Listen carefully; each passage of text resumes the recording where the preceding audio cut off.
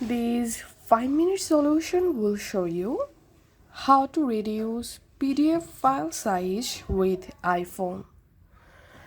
So if you want to reduce your PDF file size in offline, here is no way to reduce your PDF file size in offline. You must need to use internet connection to reduce or compress your PDF file size. So go to your App Store and search for small PDF, and you have to install this app. Once it's installed, open the app and now tap on compress PDF, tap on add files, and now select the PDF that you want to compress. Click on open. Now select the file and click on next, and here you will get two options to compress the PDF file size.